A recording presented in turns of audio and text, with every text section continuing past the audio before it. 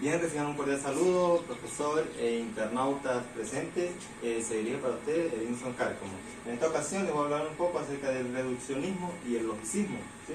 Fueron dos corrientes filosóficas que se dieron entre la edad moderna y la posmoderna de la filosofía, ¿sí? Antes de hablar un poco de ello, es necesario conocer acerca de la filosofía, sus orígenes y sus precursores, por decirlo así. Bien, filosofía. Etimológicamente la palabra filosofía proviene del griego philos, sopía, ¿sí? Philos, que significa amor, y sopía, que significa sabiduría. Por ende, los diccionarios, muchas personas en el mundo la definen como amor a la sabiduría. Entre sus orígenes tenemos a tres grandes personajes, como lo son Pitágoras, Sócrates y Platón, destacando entre los tres Sócrates, conocido como el padre de la filosofía moderna. Cada uno de ellos tenía su concepto propio acerca de filosofía. Por ejemplo, Pitágoras decía: la filosofía es un afán de saber libre y desinteresado. Sócrates decía: es un afán que siente el hombre por saber de sí mismo. Y para Platón, quien fue alumno de Sócrates, decía: la filosofía es la razón de la ciencia de las cosas. Bien, Sócrates fue un gran filósofo que destacó en su etapa, en su época, ya que pues para ese entonces los sofistas llegaban a una determinada población o a un determinado caserío, hacían la publicidad acerca de sus conocimientos y de su enseñanza y le ponían un precio para que luego las personas que quisieran obtener dicha sabiduría o conocimiento pues pagaran y se acercaran a ellos y pues con gusto le enseñaban. Sin embargo, Sócrates no estaba de acuerdo con esta posición, ¿sí? Sócrates era de los, bueno, creo que fue el primero en que no se centró en lo monetario para enseñar, ¿sí? Él cogía a varios estudiantes pues, que tuvieran, como quien dice, esas ganas de aprender y de marcar la diferencia, y los enseñaba. Él decía que no enseñaba, no intentaba aplicar en ellos lo que él era, sino que cada uno de ellos tenía que aprender y sacar de sí mismo lo que quería hacer.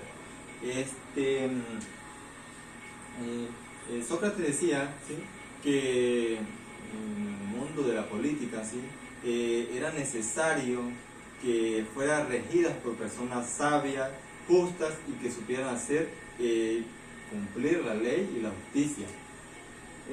Pasando a hablar un poco acerca de la historia de la filosofía, tenemos que se divide en 5 grandes etapas de la humanidad. Tenemos la filosofía antigua, la filosofía medieval, la filosofía moderna, la del siglo XIX, también llamada la filosofía posmoderna, y por último tenemos la filosofía contemporánea, que es la etapa donde nos encontramos actualmente. Hablando un poquito acerca de cada una de ellas, tenemos que la filosofía antigua inició en el año 600 a.C. y culminó en el año 400 después de Cristo. La filosofía antigua se basaba en la esencia de la naturaleza y de todas las cosas, y para ello allí encontramos a muchos personajes, entre los que destacan Sócrates, Platón, Aristóteles, ¿sí?, entre otros. La filosofía medieval abarca desde el año 400 después de Cristo hasta el año 1600 después de Cristo. Allí tenemos que como pináculo principal la fe y la razón, y los sofistas que allí destacaron fueron San Agustín, Anselmo y Santo Tomás. Posteriormente tenemos la filosofía moderna, ¿sí?, que se basa en el conocimiento del hombre y la verdad. Allí encontramos grandes personajes como René Descartes, David Hume, Immanuel Kant, Isaac Newton, entre otros. Bueno, el siglo XIX, como les dije anteriormente, también conocida como la filosofía posmoderna, es una etapa de transición entre la filosofía moderna y la filosofía contemporánea. Y allí tenemos a personajes como Hegel, Friedrich, entre otros. Y la filosofía contemporánea, por última etapa, dice que es allí donde se empieza a pensar a partir de un mundo sin Dios como fundamento, que es la edad actual. Allí contamos a grandes personajes como Edmund, Martín, Ludwig, Jacques, entre otros. Bien, ahora sí, hablando un poco acerca del reduccionismo, ¿sí? Primero que todo debemos saber qué es. Según Viniegra, 2014, es una postura epistemológica que sostiene que el conocimiento de lo complejo debe ser obligatoriamente a través de sus complejos más simples. En otras palabras, nos dice que si encontramos un problema difícil de comprender, es necesario reducirlo a pequeñas partes, hasta lo más simple, para poder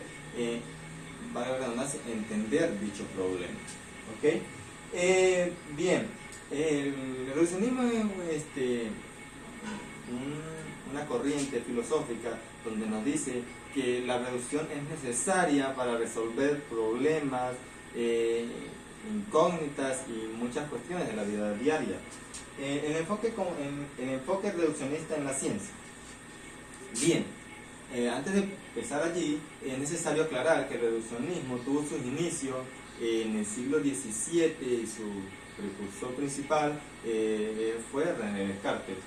Bien, enfocado a la ciencia, nos dicen que para nosotros entender un problema, cualquier cosa de la vida cotidiana, es necesario hacer la reducción.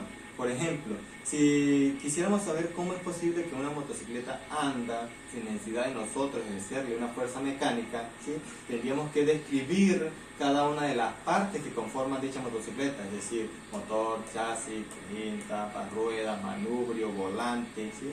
Cada una de esas partes irlas describiendo poco a poco y después ir reduciendo, es decir, dividiendo cada una de sus partes y ir analizándolas cada una. Por ejemplo, si hablamos de la rueda, tenemos que gira gracias a que tiene una forma cilíndrica, ¿sí?, y en su centro se encuentra otro complemento llamado rolinera, que es la que permite pues que ésta gire constantemente mientras que la moto sea impulsada por el motor. Y así sucesivamente, es decir, nos dice en conclusión que el reduccionismo es aplicable para muchas cosas en la vida diaria y en cuestiones científicas. De hecho, actualmente todavía es usada para proyectos científicos o investigaciones científicas. Bien, hablando del logicismo, ya como último punto, tenemos que es una corriente, es una teoría, ¿sí?, que en conjunto con el intuicionismo y el formalismo tratan de estudiar las matemáticas de forma lógica. Para ello, Witten y Russell fueron como quien dice los pináculos de dicha teoría. Ellos siguieron los planteamientos iniciados por Peano y Frege, donde nos dicen que los conceptos fundamentales de la aritmética, la álgebra, el análisis matemático, entre otras ciencias matemáticas, tienen su base única y exclusivamente en la lógica, ¿sí? A pesar de que ellos hicieron grandes trabajos y en un tiempo estuvo acertada dicha teoría, este principio es erróneo, ya que, como todos sabemos, las matemáticas no dependen de la lógica, sino de las incidentes o de las dificultades que ocurran en un determinado problema. ¿Okay? Por último tenemos que nos dicen lo que ahoga no es caerse al río, sino mantenerse sumergido en él. Esta frase del célebre Paulo Coelho. Muchas gracias por su atención y pues nos vemos en la próxima.